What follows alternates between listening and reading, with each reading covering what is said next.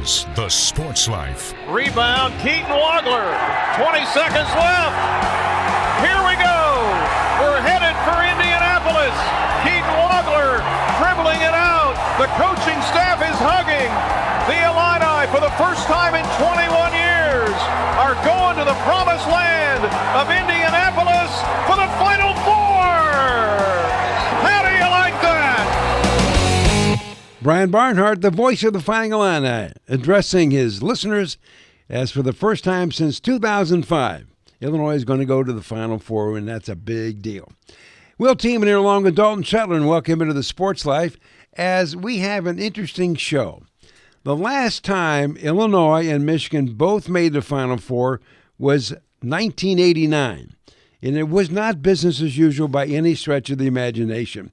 So we're going to take a moment to take a look at what this whole thing was like for Illinois, for Michigan, and for the Big Ten. And so it's kind of fun to revisit the story behind the story.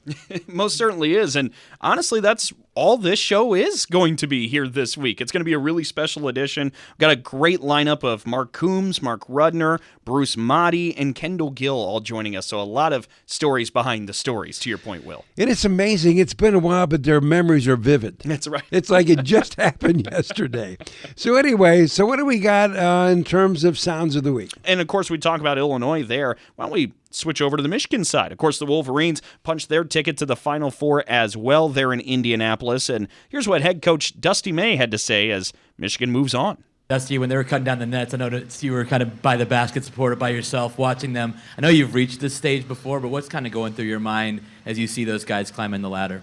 Well, I know how much of a sacrifice that our families have made for us to chase our dreams and do what we love. They're playing a child's game. I'm coaching a child's game. And so when you look in one spot are all these people that have poured into them, their old coaches, their whoever the case, that have supported them and poured into them and made countless, their parents have made countless sacrifices for them to have this opportunity. It's just rewarding to see these moments when everyone's together. And so, yeah, that's it. It's not that I've been here before. It's just like, man, this is really cool seeing all these people that have helped us get to where we are that don't get a chance to celebrate in the locker rooms like we do, to have the bus trips and the plane rides and all the experiences we share together. They don't have an opportunity to do that. So when they do have a chance to share this experience, and it's just really cool to see. His resume, Dalton, Dusty Mays, after a couple years isn't too bad. He's won a Big Ten tournament. He's won a regular season title by 4 games this year, which was amazing. And now he's in the Final Four and probably the favorite team. Well, when we come back with more of the Sports Life, we're going to revisit 1989 in just a moment. Oh, yeah. Hey, Dad. Did you get a new haircut or something? A new shirt? You're looking good. What happened? A little fender bender? How little? A few days in the shop little. But thanks to Mom and our agent, we've already submitted a claim and can track the status right from the app. Auto owners pays what they owe without any hassle. Sounds like simple human sense. I'm fine, by the way.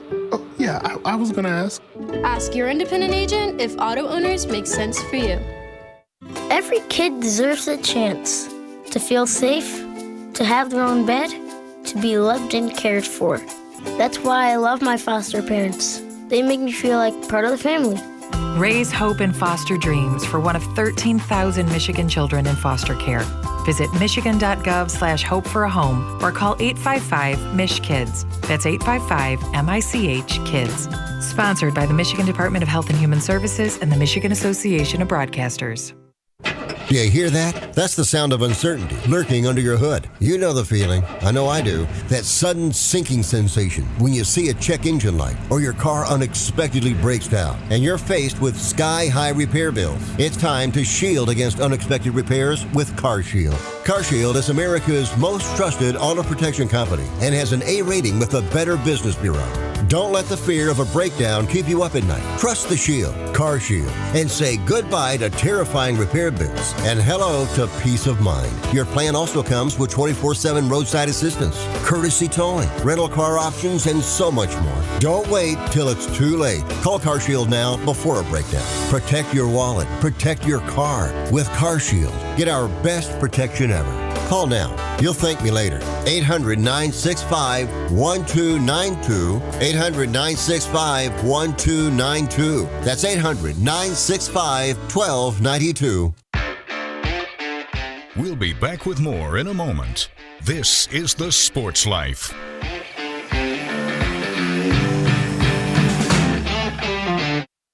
Roxanne Watson is on a mission. Hello, how are you doing today? She wants more people to register as organ, eye, and tissue donors. Are you an organ donor? Yes, I am. Yay. My goal is to sign up the most people in the United States.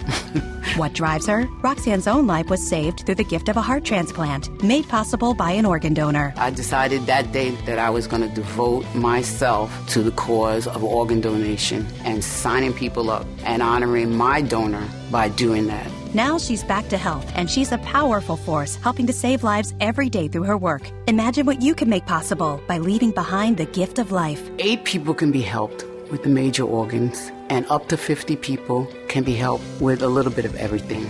And when you think about it that way, that you could help that many people, it's amazing. It really is. Learn more and sign up as an organ, eye, and tissue donor. Go to organdonor.gov. A message from the U.S. Department of Health and Human Services, Health Resources and Services Administration.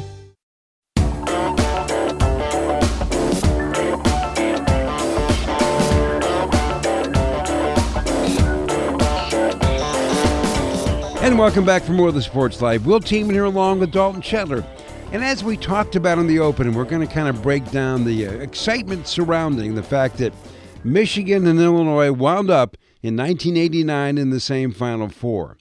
And so we're going to break down Illinois first in this one. And if you want to know the type of team they had, in the 88-89 season, the University of Illinois Flying Illini, as they were called, really opened up an era like Illinois people had never seen for sure. They were kind of like the Fab Five before the Fab Five, and they really redefined what a transition game was in college basketball. And at times would even treat the fans to a good old-fashioned 360-degree dunk. That season, Illinois opened up, winning its first 17 and was ranked number 1 in the nation. But then soon-to-be All-American Kendall Gill broke his foot, and Illinois would lose 3 of its next 4 and lose the Big Ten title to Indiana by a single game. Yet in the process did receive a number 1 seed in the NCAA men's basketball tournament and would work its way into the Final Four we have mentioned. Its first appearance in 37 seasons, and would face Michigan, a team that Illinois had handily beaten twice during the regular season. Now, Illinois was led by head coach Lou Henson, who would go on to become the Illini's all-time winningest coach. And Henson also is a member of the College Basketball Hall of Fame. Now, a key part of that staff was assistant coach Mark Coomes, and Mark now joins us. Well, Mark, as that NCAA tournament progressed, what was your feeling when you saw that when you got to Seattle, when you got to the Final Four, that up next was Michigan in that media circus because of the Frieder Fisher thing?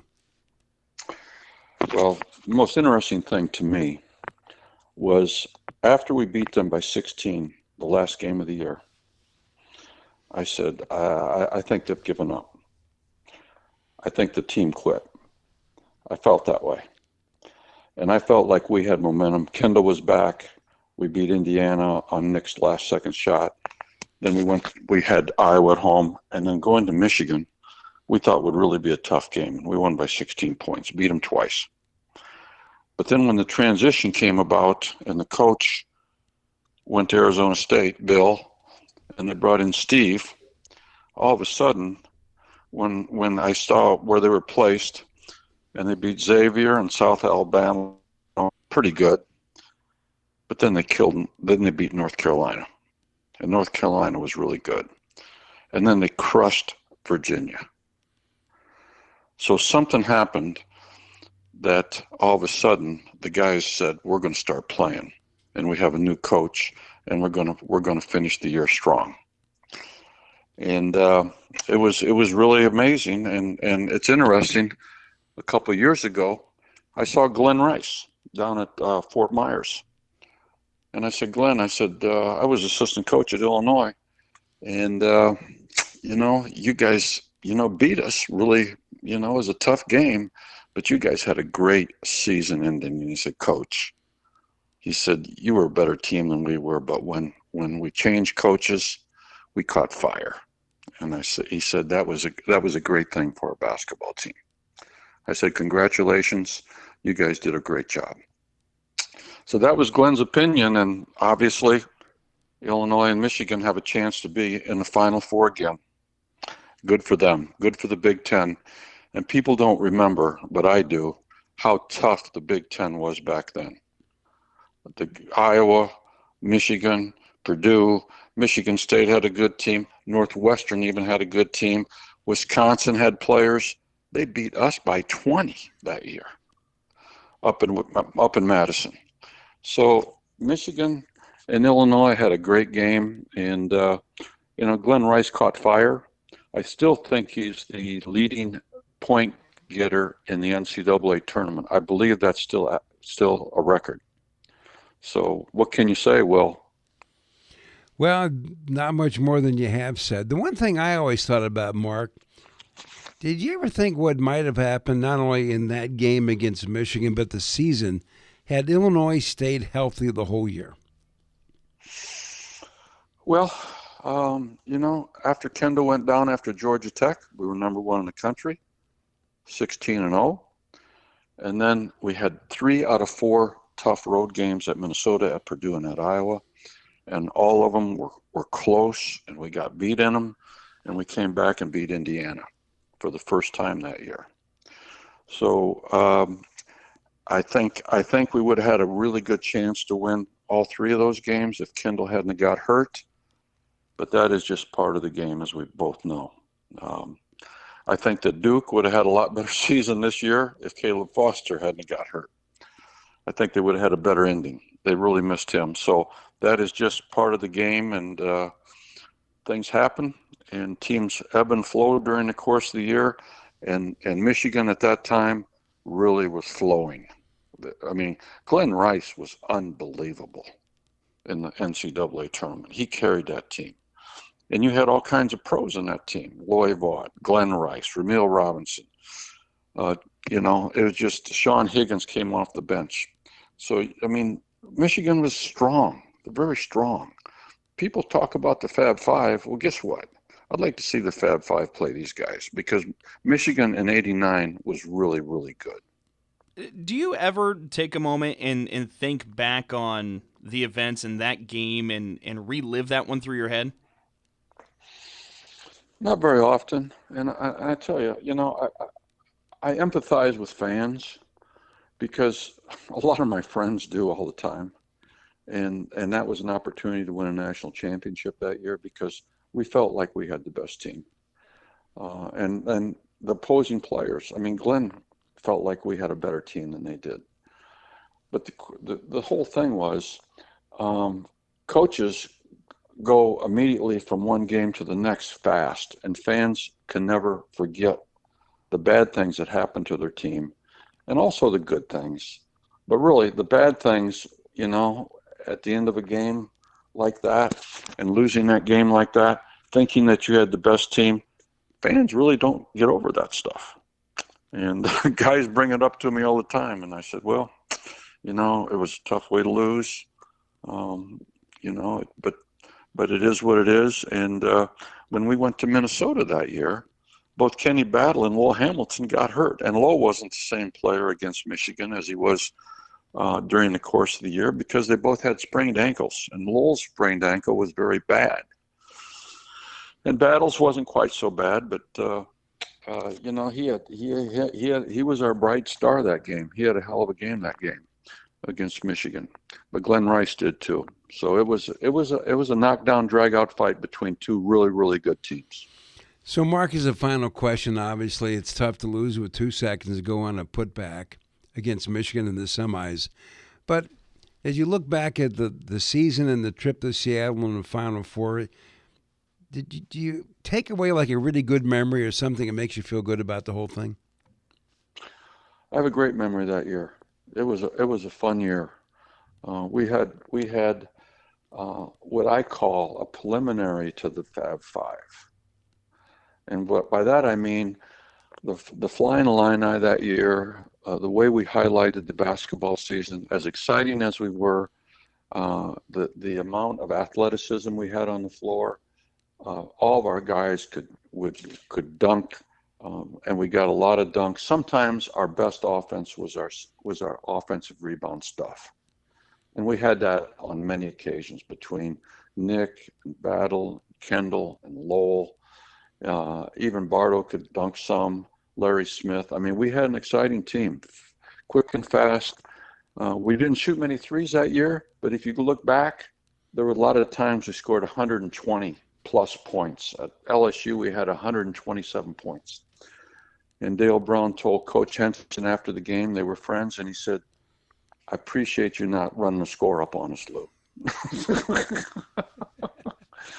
We put the second team in with 5 minutes to go. So, it was really a great season, and it's one that I'll never forget. Well, Mark, I sure appreciate it. Thank you so much. Thank you, Will. And also worth noting, Mark Coomes is also Hall of Famer, as in 2016 he was inducted into the Illinois Basketball Coaches Association Hall of Fame. Now, we've talked about Kendall Gill. He was a 6'5", 195 junior, and he was extremely athletic and a guard. Yet, due to a broken foot suffered in a double overtime win against Georgia Tech, Gill would miss 7 games, but he would be back in time for the tournament. So now joining us to talk about this whole event is Kendall Gill. So Kendall, as a team gets through the region and gets into the Final Four to play in a Final Four with Michigan, what was the feeling of getting into the Final Four, knowing that there was going to be so much hype because both you and Michigan was in this thing?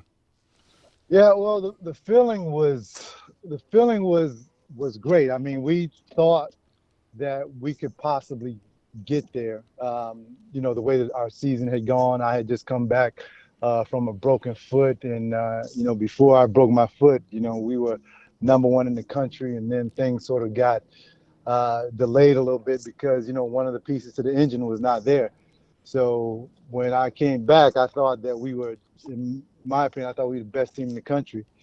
And we had a hard road to get to the Final Four. We had to beat a 27-win McNeese State team, a 30-win Butler team. Then we had to face Louisville, who had the number 1 pick in the draft, Purvis Ellison and LaBradford Smith and Felton Spencer, 2 other first-round picks. Then we go to Syracuse, and we beat Syracuse to get to the Final Four. And they had a former overall number 1 pick in Derek Coleman and the number 3 pick in Billy Owens and Sherman Douglas and all those guys. So they had a multitude of first-round draft picks as well. So we went the hard way to get there. Even though we were the number 1 seed, it was still very difficult to get there. And then Michigan had a difficult journey as well. But getting there, really, honestly, it was great for the conference, the Big Ten, because we grew up seeing the Big East being the better conference, the ACC being the better conference, and with 2 teams from the Big Ten in the Final Four, we thought it was great. So, as a guy on a ball club that handled Michigan twice in the regular season, when you knew you were going to play Michigan, what was the mindset then, Kendall? I thought we were going to beat them again, and thought that we would beat them handily. I mean, seeing as what we did with them in the regular season, but they were a little bit different ball club than we faced. Glenn Rice was just on fire throughout that whole tournament. I think they came out there really with a point to prove. And also too, it took me 25 years to look at that game because I did not watch it afterwards. I didn't watch it until after, I retired from the NBA. That's how painful it was for me because I thought that, we should have been the national champion. But, you had to take your L like a man. And, I congratulated Michigan when they did beat us, but I still felt that, we were the best team in the country. And that's why it took me so long. And like I mentioned to you earlier, I still really haven't gotten over it because, when you're so close to a national championship and, one rebound doesn't go your way, that being the rebound that escaped Nick Anderson, and Sean Higgins grabbed it and put it back, that stays with you for a while. You're just one rebound shy of perhaps winning a national championship. Well, Kendall, you can hear and feel the pain there as you kind of relive that. My natural follow-up to that is, after 25 years, why did you rewatch it? Maybe just let that one go. I thought that I was over it, but I wasn't, and after I watched the game, I looked at how we played, and that was one of the worst games we played all season. I mean, I felt like we did a lot of things to beat ourselves. And after I watched the game, I called up Steve Bardo, who's, of course, my backcourt mate with the Flying Illini. And I told him, I said, man, we gave this game away. And then Steve said, man, listen, don't worry about it. Get over it. That's what Steve said to me, but, I still, to this day, I haven't. It is a final thought, Kendall, for all the people that never have experienced anything quite like that. When you get to the promised land, so to speak, in college basketball, what does that do for you? You have the agony like we saw somebody's going to have in the Duke loss to Connecticut, the ecstasy where somebody makes the big shot. How does that affect one's life? Well, it affects it in probably your subconscious mind, because you were that close to being the king on the top of the hill, the champion. And instead of, and Ramil Robinson, when we were in the pros, he used to always tell me my ring is gold, and my Final Four ring is silver. So it's like someone has a one up on you, especially when you've gotten that far. And I feel for Caden Boozer, the other day when he made the mistake of not holding on to the basketball and throwing it away so UConn could get the last second shot, which they did, and they knocked it down. That kid is going to think about that for the rest of his life. And I hope that he gets an opportunity to hopefully go back to the Final Four and win a national championship, because that's the only way that he's not going to really think about that anymore. It's tough because once you become a champion, you're immortal. And when you're a part of a special team like that, you gotta stay tight forever. Which the Flying Illini, we've stayed tight forever. We still talk to each other at least once a month, and it's just a special when you get that far with the team. Well, Kendall, as always, I appreciate it. All right, guys, I appreciate you. By the way, Gill would go on to earn All Big Ten and All-American status, and he would be a first-round draft pick and play 15 seasons in the NBA. Well, when we come back with more of our show, we're going to take a look at the Michigan side of this. But first, this break. So, got one for you, boss. Oh, yeah? What's black, white, and dented all over? I give up. The company truck. I know, but thanks to our agent, we've already submitted an insurance claim and can track the status right from the app. Auto Owners pays what they owe without any hassle. Lucky for you, that's simple human sense. Ask your independent agent if Auto Owners makes sense for you. Here's a real-life story that affects 50% of all of us out there. It's called divorce.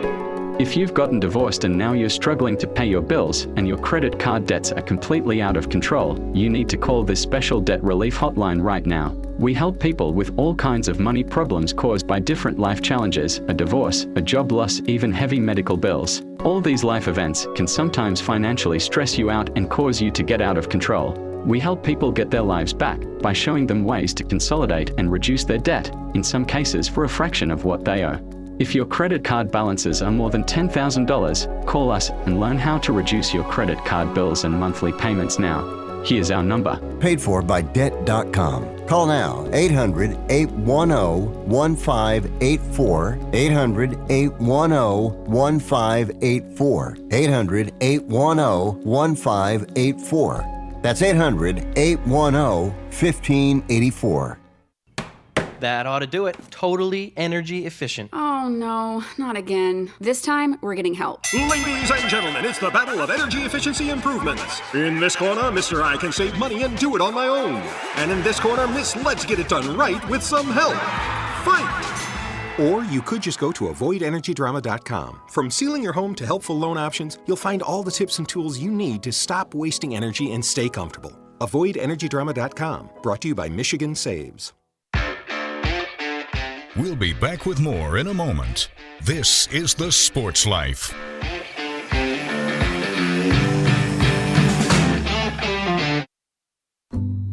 Unlike other health concerns, mental illness is not always easy to see. Depression won't show up on an eye chart, and you can't measure it on your bathroom scale. Sorting out a mental health concern is not something to attempt on your own. You won't find a bipolar disorder by looking at a thermometer. Like many other health conditions, help for mental illness takes professional diagnosis and treatment. Anxiety won't just go away under a stick-on bandage. So the sooner you seek treatment, the better.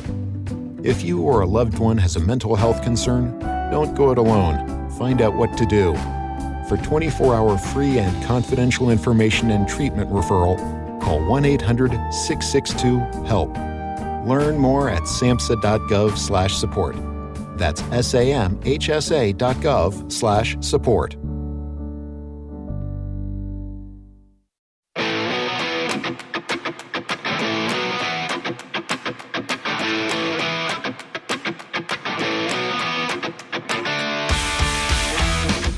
And welcome back for more of the Sports Life. Will Tiemann here along with Dalton Shetler. And don't forget, Auto Owners Insurance, simple human sense. Ask your independent agent if auto owners make sense for you. Well, we're talking about the last time Illinois and Michigan wound up in the same Final Four. And heading into the season we're talking about, 1988-89, the University of Michigan was picked third preseason in the Big Ten that year. And the Wolverines were led by All-American forward Glenn Rice, who would score an NCAA record 949 points that season. So, as the postseason was approaching, the Wolverines were coming off a season-ending loss at home by 16 to Illinois. And then head coach Bill Frieder announced that he was leaving Ann Arbor to become the new head coach at Arizona State, which then led athletic director and head football coach Bo Schembechler to decide somebody else needed to coach the Michigan team in the postseason, and that somebody else was assistant coach Steve Fisher.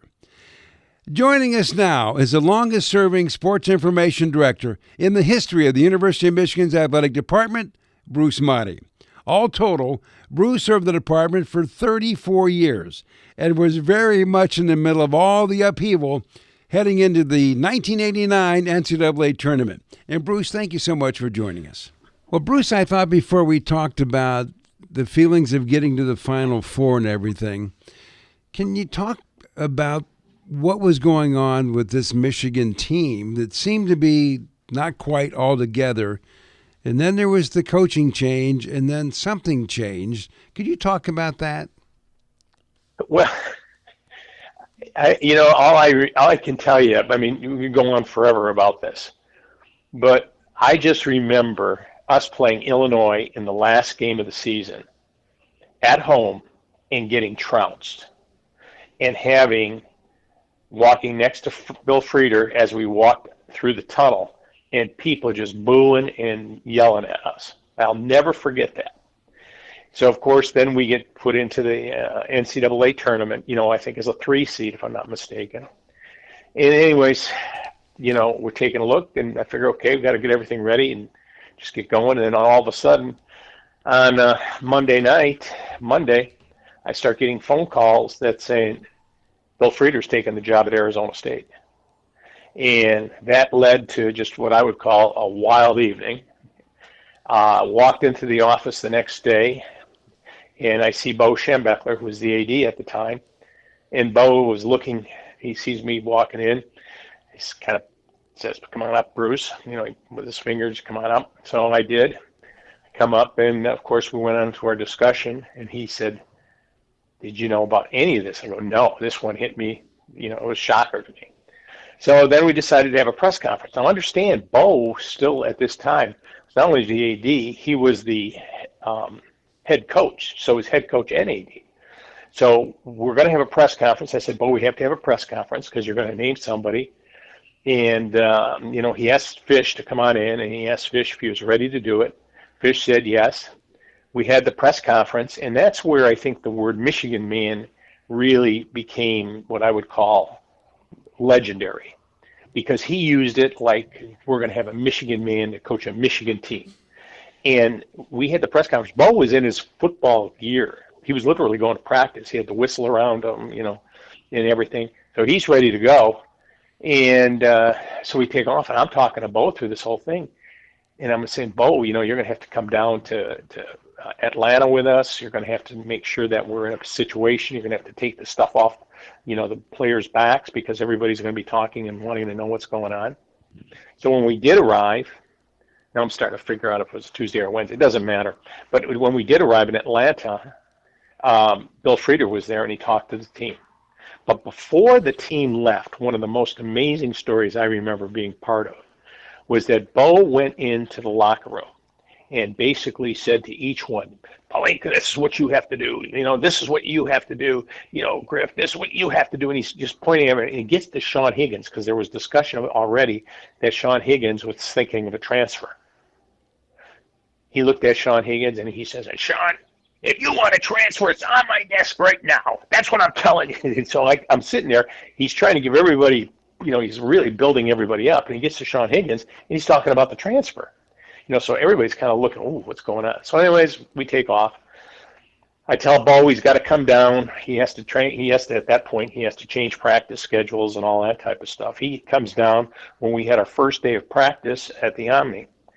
And we literally had to get people off. We had to move to the NCAA tournament place where they have the interviews and everything, because that interview room, because there was so much media trying to talk to Bo that they were on the court while we were doing practice.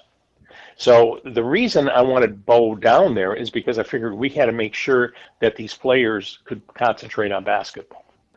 During this time, of course, Glenn Rice in his famous words, something like, us against the world, and took that type of verbiage down there, and he kept on using that. And then we just get into the tournament, and the tournament itself was a wild run. It was crazy, And the only thing I'll ever remember is going up from the Omni to the hotel, and Steve Fisher asking me if he had a chance of getting the full-time job.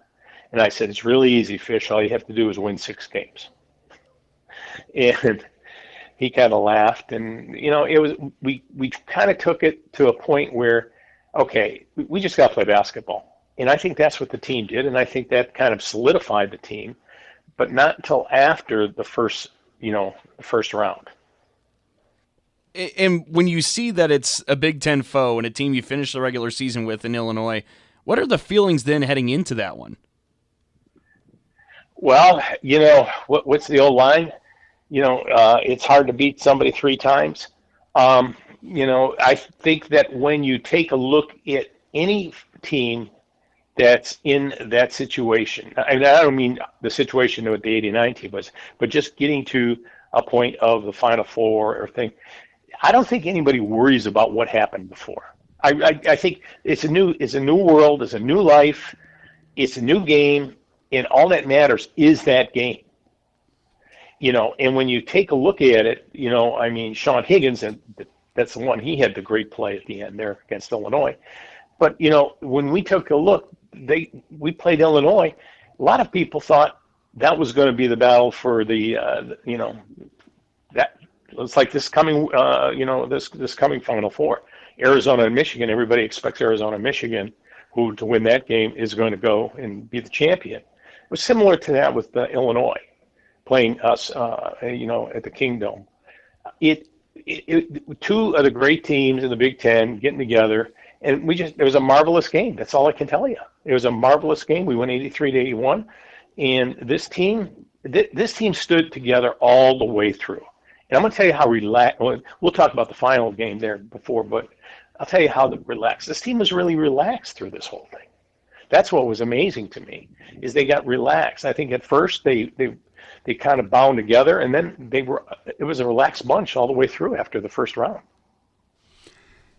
Bruce, do you believe if Frieder had stayed the coach, or Bo would have let him finish the year, do you think that team would have rallied to win it?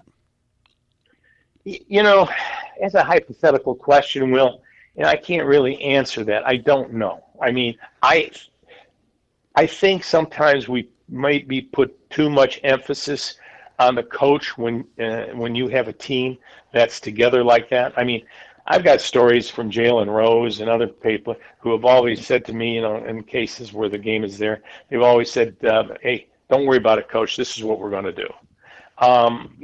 It's hard to say. I can't answer that because I have no idea. Well, no idea. I can tell you this, though. They all felt they were playing for both, not Fisher, just for Steve and the University of Michigan, but they did feel like they were playing for Freeds too. Well, fondest memory of the whole event.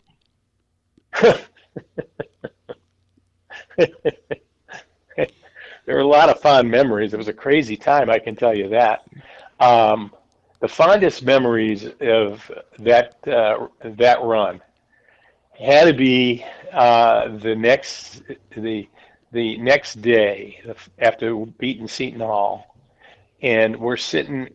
Fish and I are going to be talking to Digger Phelps in the morning. So they got the crew over there for whatever network it was that Digger was on at the time. And I'll never forget, because it was a bar area. It was all closed up. Of course, it was a bar. We were just there ourselves. And Digger is talking to Steve Fisher and saying to him, Steve, just retire right now. It's not going to get any better than this. I'll never forget when he said that. He says, you did what every coach has wanted to do. He says, just leave on a high note. And I thought it was Fish and I just laughed our tails off during that time. And it was really one of those moments what you'll never forget. Everything else before then, I mean, yeah, winning the national championship and having them let me get up on the, on the ladder and, cut off part of the, the netting, that was great. But I hardly remember that. See, because during all that time, I'm thinking about how we're going to put our players in the best situation that they can be in terms of the media, it's not going to bother them, it's going to help us, and that they're going to say what's on their mind, not something that's on my mind. And they did a great job of the whole thing. They did rock the world. I mean, they were fantastic. The one point I do want to bring out to you guys, though, is to tell you how relaxed they were. You know what Glenn Rice was doing before the Seton Hall game in the room? He was literally taking a nap on the training table. Tells you how relaxed that team was. Glenn Rice was taking a nap before the game. So, when you see it and all that, it was one of those things. And then after that, my thoughts really came to thinking, okay, what are we going to do now what's Bo going to do with our head coaching position? Is he going to, stay with Steve Fisher and go from there? Or, who else is he going to pick out? And I thought I knew who he might do it too. But he kind of got put in a position where, you win the national championship. What are you going to do? Steve Fisher was the guy you're going to go with. And I think, having Steve and what he was going to do is just amazing. When Fish and I were talking about, the potential of Steve continuing as a head coach, and then I kidded him, of course, about the 6 games. That's all he's got to win. The guy that I know Bo really liked, and he talked about him a lot when we got together about basketball, before Frieder left, and then especially after, was Xavier coach Pete Gillen. And to this day, I maintain if we didn't win the national championship in '89, Pete Gillen would have become our head coach in Michigan. Bruce Madej, longtime Michigan Sports Information Director. And by the way, since everybody's talking about the NCAA tournament Glenn Rice had, here are some numbers to go along with those sentiments. In his 6 tournament games, he was good for 23 points in the first one. Then in the games that followed, he scored 34, 36, 32, 28, and 31 in the national title game, which is not too bad. Back with more of the Sports Life and the Big Ten look at this thing in just a moment. Oh, yeah. Hey, Dad. Did you get a new haircut or something? A new shirt? You're looking good. What happened? A little fender bender? How little? A few days in the shop little, but thanks to Mom and our agent, we've already submitted a claim and can track the status right from the app. Auto Owners pays what they owe without any hassle. Sounds like simple human sense. I'm fine, by the way. Oh, yeah, I was gonna ask. Ask your independent agent if Auto Owners makes sense for you. So I graduated last year and got a job. Sweet! But it got boring. I didn't really have a purpose. Then I started volunteering with Community Action. It's a statewide network with 29 agencies across Michigan. Community Action helps people with food, housing, utilities, childcare, senior services, you name it. I found my purpose, helping people, changing lives. Won't you join me? Call 1-855-MI-ACTION or go to MichiganCommunityAction.org. Sponsored by Michigan Community Action and Michigan Association of Broadcasters. This is a potter's field. When people can't pay for their funerals, they are buried here. It is a lonely, desolate place, littered with unmarked headstones. No one visits. No one leaves flowers. But it doesn't have to be that way. For as low as $1 a day, you can ensure your family will have the money to pay your funeral expenses.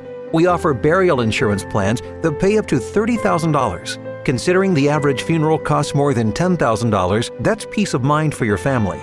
There are no medical exams, your rates won't increase, and your policy cannot be canceled as long as you make your premium payments.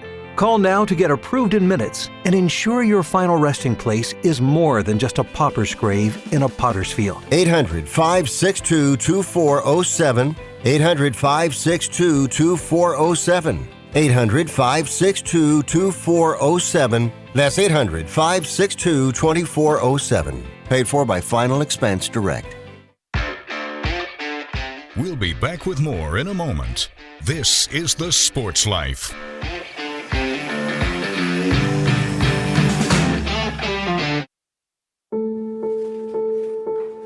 We all make choices. When it comes to alcohol, kids make choices whether to drink or not. Bye, Dad. Bye-bye. Remember, I'm going to Alex's party tonight and sleeping over. Hey, have a seat for a second.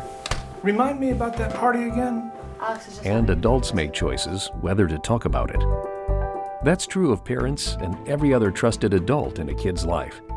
Kids want to know our expectations when it comes to alcohol and other drugs. They want guidance and honest answers to their questions. And it makes a difference when the message is consistent and part of everyday conversations. So talk with your kids and help lead them on a positive path. Because when you talk, they hear you. For more information about talking with your kids about underage use of alcohol and other drugs, visit underagedrinking.samhsa.gov.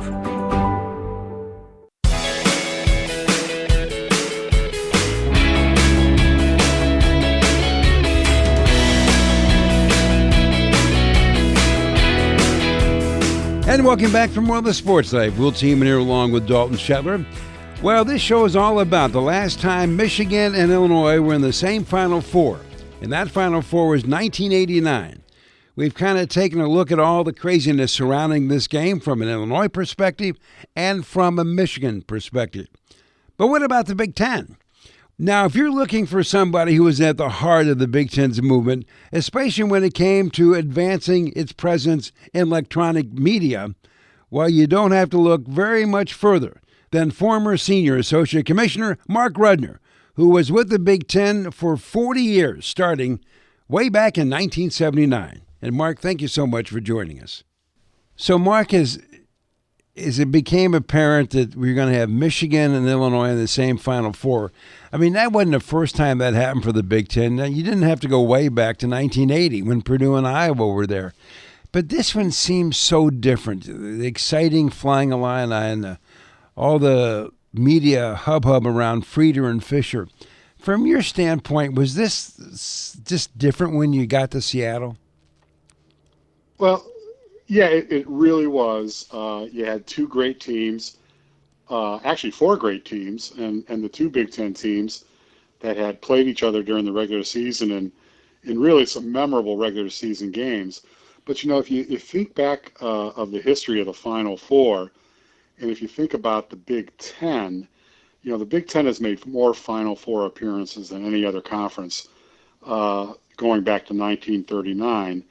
And on top of that, if you think that, this is hard to believe, but it's been 50 years since Michigan and Indiana first played against each other in a Final Four. Well, they didn't play each other, but they were both in the Final Four in 1976. And if you extend that even further, the other two teams in the Final Four in 1976 were Rutgers and UCLA.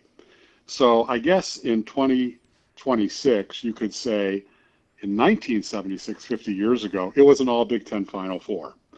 And that was really historic, if you remember. It was the nation's bicentennial, and Indiana, such a great team, beat Michigan, and it sort of set the stage for what was to come in the years to pass. Now, in 1980, you mentioned Purdue and Iowa. We didn't win.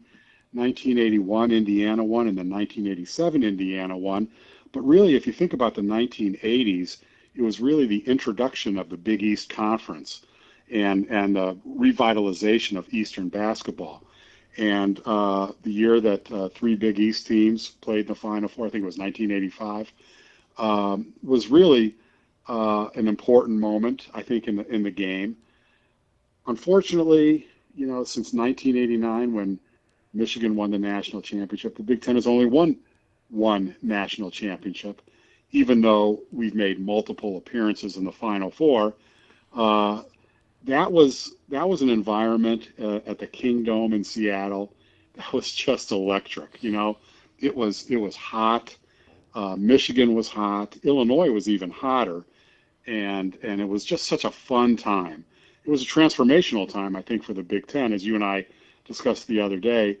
But I have very fond memories of that Final Four and of the Michigan-Illinois game. It was heartbreaking for Illinois fans, but for the Big Ten fans, it was really cool to see. Well, Mark, there you talk a lot about the climate at the time for college basketball and how transformational it was for the Big Ten. And here you have Illinois and Michigan going to the Final Four in 1989. All the while, the conference is welcoming in a new commissioner. What was that transition time like? Well, it was interesting to say the least. Wayne Duke, who was the commissioner of the Big Ten going back to the early 70s, had announced his retirement. And shortly before the tournament, Jim Delaney had been named the new commissioner, and he would assume his role a couple weeks after the start of the finish of the Final Four. So it really was transformational. Jim had been on the NCAA basketball committee. He brought a wealth of knowledge of the committee and of tournament basketball to the Big Ten, which the Big Ten didn't have. I mean, Wayne Duke was as important to the game of basketball in the NCAA tournament as any one person could have been, going back to his days working in the NCAA office. But really, Jim was the person that brought that spirit of tournament basketball to the Big Ten. Eventually, 8 years later, the conference would have its own basketball tournament in 1998 that really set the stage for where we are today, I think. It really was, as you said, a transformational time, I think, in the world of Big Ten and college basketball.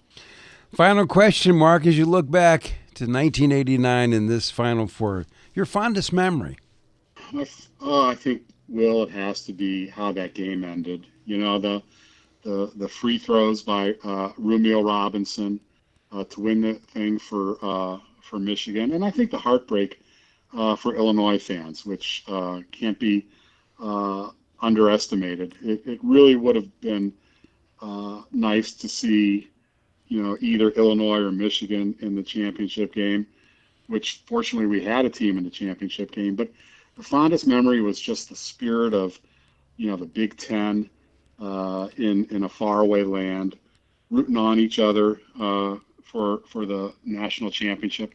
And I should say, all of us are subjected to from time to time when we go to an SEC football game or basketball game, the chant of SEC, SEC ringing through the stadium. But in Seattle on that night when Michigan came out on top, there were cries of Big Ten throughout the arena from Illinois fans and from Michigan fans. There really was sort of a spirit of camaraderie and unity among all the Big Ten fans. Let's win one for the Big Ten. And I would say the same thing this year. Let's finally win one. I mean, it's been one national championship since Seattle. I mean, we've really got to put our best foot forward. And I think Illinois and Michigan are the two best teams left in the Final Four. So we shall see what happens. As always, Mark, appreciate it. Will, it's always great to talk with you, and I wish you well and look forward to seeing you maybe sometime.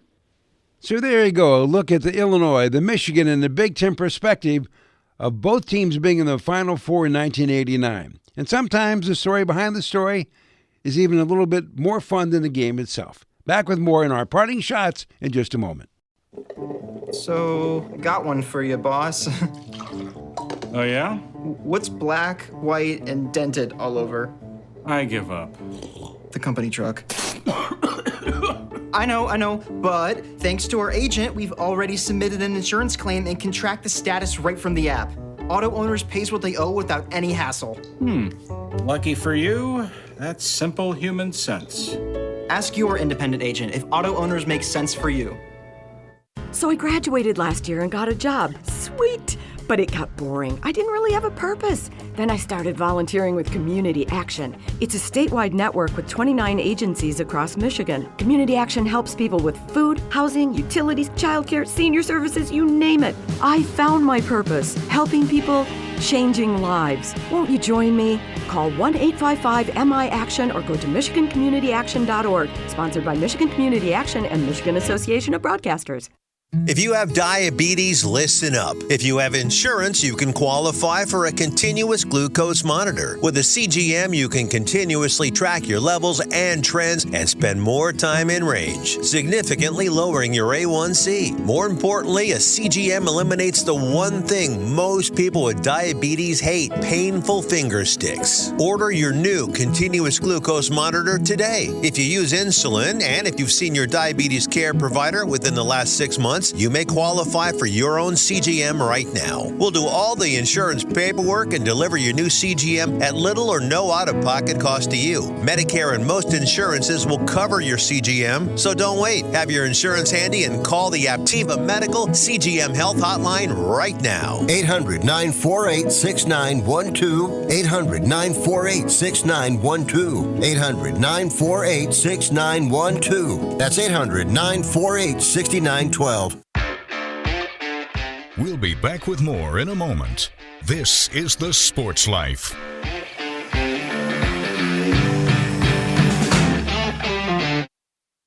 Anybody ready for a burger?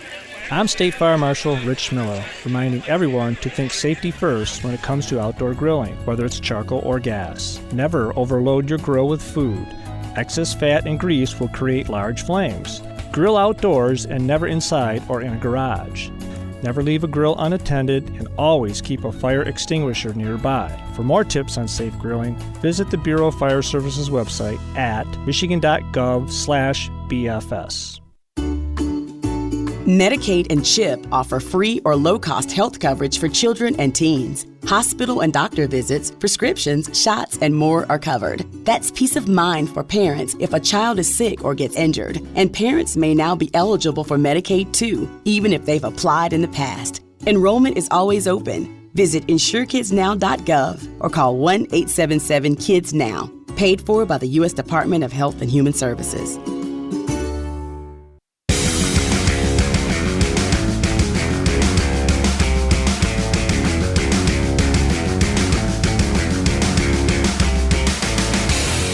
And welcome back for more of the Sports Life. Will Teeman here along with Dalton Shetler. And we've had a fun show today as we revisited one of the crazier moments in Final Four history as Michigan and Illinois made the Final Four in 1989.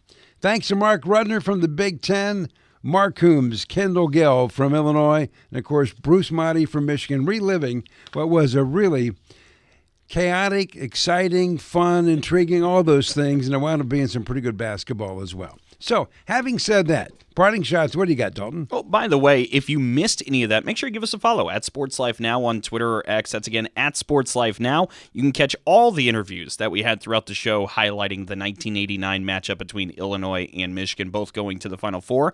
But for my parting shot, you know, we're starting to see already all the different headlines, all the articles, all the posts of everybody jumping into the transfer portal, right? 'Tis the season as we wind down the actual basketball season. Are you in? I not as of now, so I think we're clean. Okay. But you know, it's actually been really interesting that you see so much of this, and we can't actually even get our head straight onto who exactly is in the portal yet. It's so much chaos that we can't really get it organized or sorted yet. But we had made jokes, Will, over the last couple of years that, and when you get to this point of the portal season, you'd almost be better off having people announce that they're coming back to school. Well, that joke has become reality. Different programs, even from the Big Ten Conference, are making announcements that they are retaining their players on social media, online. So what started off as kind of a halfway serious joke has now become our reality. A lot of programs are starting to make the announcements that players are returning to their schools and their programs, which goes to show really where we're at with this whole portal season. If I would have said that was happening 3 years ago, you just said, Will, you should maybe take a couple days off, and we'll get back to you. Well, since we've spent so much time revisiting the Final Four of 1989, we might as well get to the end of it. Obviously, Michigan won it. They won it in overtime against Seton Hall. So my parting shot, Dalton, is going to be Larry Henry, the voice of the Wolverines at the time. His final call as Michigan wins its first ever NCAA men's basketball championship, and, of course, the thoughts of then interim head coach Steve Fisher. Robinson, one more free throw, can put the Wolverines back on top, and he does! Nothing but that for Ramil Robinson with 21. Seton Hall takes their final timeout. 80-79. Michigan up by 1. 3 seconds remaining. Here we go, final three. Ramos, baseball pass the other way. It comes to Walker and Green. Walker turns, forces, misses. Michigan has won the national title! Michigan has won the NCAA basketball title for 1989. They are winners, 80-79. The celebration begins. The Cinderella story of Steve Fisher has run to fruition. He took over before the first NCAA game from Bill Frieder. He's gone a perfect 6-0 and has won the national championship title. Well, I'm pleased and proud and excited and all those emotions. It's not fully registered, I don't think, for any of us. I think it will as time goes on. We'll reflect back on it all night and a plane ride home and into the wee hours of the morning the next couple of days. So there you go. That's a wrap for this week's show. And as always, we appreciate everybody that joined us. And we should also note that you can find us wherever you find your podcasts, like SoundCloud, Spotify, and Apple. And make sure to check us out and hit subscribe. As always, thanks to the Big Ten Network. The Sports Life is produced by Dalton Shetler. Our executive producer is Wendy Hart. So on behalf of Dalton, I'm Will Teeman, and thanks for your time.